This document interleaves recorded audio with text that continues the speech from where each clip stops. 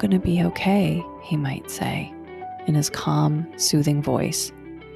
And you'd believe him. Welcome to the Wisdom of the Body podcast. I'm your host, Heather Grzych. Here, we talk about the profound connection between mind, body, and spirit. Join me and other authors, wellness experts, and everyday individuals talk about the importance of listening to our bodies, trusting our guts, and living in deeper harmony with nature. So, whether you're seeking guidance on your wellness journey or simply looking for inspiration, you're in the right place. We're thrilled to be in the top 3% of podcasts globally. You can find the Wisdom of the Body podcast on Apple, Spotify, and most other places where people listen to podcasts. You can follow by joining my email list at heathergrzych.com or by following me on Instagram at Heather Grzych. That's Heather, Grzych. I know you're going to love this podcast, so take a second right now to subscribe. Hello, and welcome back to the Wisdom of the Body podcast. I'm your host, Heather Grzych, and we're going to explore how our bodies, minds, and the natural world are interconnected. Today, we're going to get creative. We're going to dive into something I find both fun and insightful.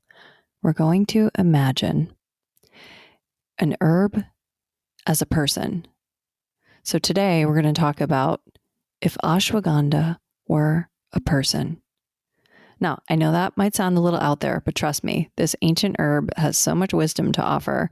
We can learn a lot about it by seeing through the lens of personification. So let's dive in. First things first, if ashwagandha were a person, he'd have a name that would probably make you smile. Because you see, in Sanskrit, the name ashwagandha translates to smells like a horse. Now, I know that might sound a bit odd, but stick with me. The name refers to the herb's powerful, robust nature and its grounding and strengthening qualities, kind of like the strength of a horse. So imagine this person walking into a room, and there's something commanding about this person, not in a loud way, but in a way that draws attention without effort. A presence that you can feel like a deep, earthy power that fills the space. This person would be the opposite of someone who draws attention by being flashy or overly showy. No, this person instead would stand tall, grounded, and full of quiet strength. You'd probably describe them as heating because, just like the herb, they exude a warmth that can't be ignored. There's an energy about them that makes you feel like you're standing in the sun on a cool day, comforted and held, yet undeniably powerful. But just like any herb, ashwagandha isn't for everyone. If he were a person, he might not be the first person you'd turn to if you're feeling too hot or if you have a fire-type personality. People who have a naturally fiery disposition, people who get overheated easily, or those who have a lot of that pitta energy that we talk about in Ayurveda, well, those people might find ashwagandha overwhelming. In fact, he'd probably say to you, take a step back, maybe try something a little cooler. I've got enough heat to share, but it's not for everyone. Ashwagandha's heat could even be a bit intense for someone dealing with ama, which is a term in Ayurveda that refers to metabolic toxins, usually caused by weak digestion or poor dietary habits. Imagine someone who's overworked or run down. He might gently suggest, take a moment to clean up your system first, and I'll be here for you when you're ready. For the right person, though, he'd be a total game changer. If you're feeling weak, exhausted, or downright off, ashwagandha would be there to help you build strength, specifically muscle strength. He'd be the kind of person who encourages you to work out, but not in a crazy or over-the-top kind of way. No, he's the one who's steady and consistent. He'd probably say, let's build this up slowly. You've got the foundation. Now, let's strengthen it over time. So as you spend more time with this person, you quickly realize he doesn't just build physical strength. He builds mental and emotional resilience too. Ashwagandha is well known for its ability to help people adapt to stress, which means he'd have a very calming presence. Imagine someone who's incredibly reassuring, never rushing, always patient. His mere presence would pacify your mind, relieve your stress, and even help you sleep. "Don't worry, it's all going to be okay," he might say in his calm, soothing voice, and you'd believe him. He'd also have a knack for calming an overactive nervous system. You know, the feeling when your nerves are shot, when you've been in fight or flight for that mode for too long. Ashwagandha would show up like a gentle guide and help you relax and find peace. He'd be the one who teaches you how to slow down, how to breathe deeper, how to settle into your own skin. His words would have a nerve-soothing quality to them, like a balm for your overworked mind and body. This person, Ashwagandha, would also have a magnetic quality when it comes to healing. Ashwagandha has been studied for its potential benefits in regenerating neurons, especially the axons, dendrites, and synapses, which means he's the kind of person who mends broken things. Not just physically, but emotionally and mentally too. Maybe you've had a tough time with memory or focus or mental clarity. Ashwagandha would be the one to help you rewire your mind, heal old wounds, and restore your inner sense of balance. In fact, he might even mention that he's a potential ally when it comes to neurodegenerative diseases like Alzheimer's and dementia. He'd say it quietly, almost like it's second nature, but you'd feel the weight of his words. His ability to help you heal on a deep level would be part of what makes him so valuable.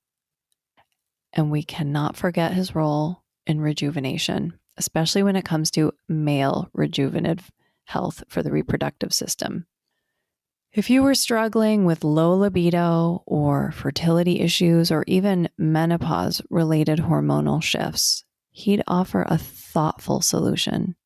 He's the one who balances hormones, relaxes muscles, and supports the body's natural rhythms. He'd sit down with you and say, "Let's bring things back to balance gently without forcing anything. Just trust the process."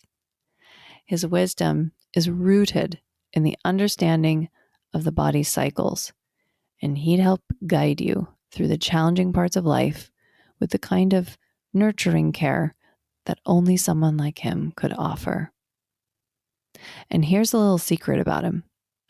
He's an aphrodisiac. Yep, he might smile softly and say, "I'll help you find your fire again," in a balanced way when the time is right. This is why, when combined with other herbs, he can be especially powerful for both men and women who are navigating issues like low libido or infertility. He would be a quiet but potent force, guiding you back to a place of vitality. Finally, if Ashwagandha were a person, he'd be a true master of balance. He'd have a natural ability to balance both body and mind. And whether you're dealing with PMS, stress, or an imbalance in your hormones, he'd help you find equilibrium. He'd encourage you to rest when you need it. He'd encourage you to move when it was the time to build strength and to breathe through life's challenges. He would never push, never rush. Instead, he would gently encourage you to trust your body and its ability to heal.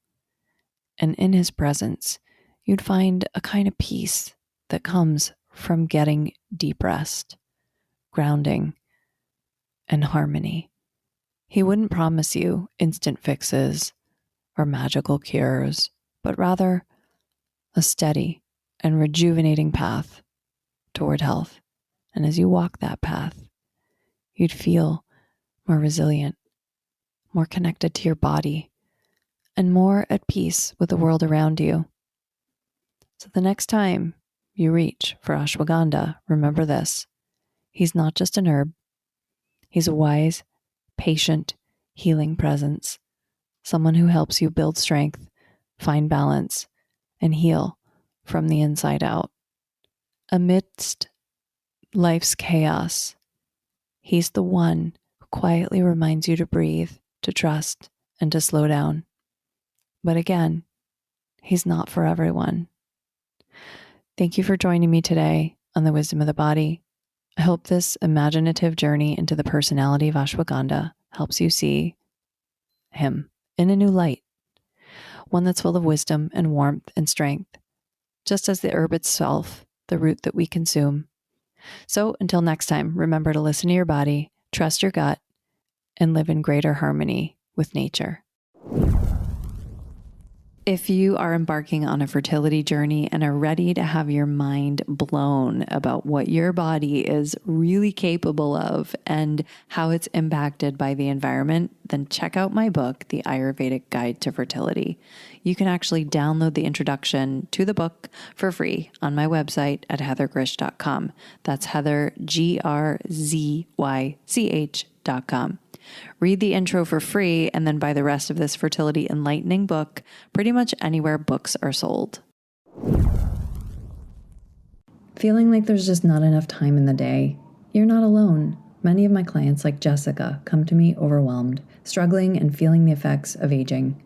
After just a few Ayurvedic sessions, Jessica was sleeping better, her digestion was regular, and she felt her vitality again. Ayurveda isn't about adding more to your plate. It's about creating balance so you can make time for what matters. Ready to reset your health and your life? Visit heathergrzych.com and book your consultation today. Thank you for tuning in and dropping in with us today. Don't forget to subscribe, rate, and review this podcast. I really want to hear your feedback. To learn more about my work, visit heathergrzych.com. That's Heather, Grzych.com. And meet me here next time on the Wisdom of the Body.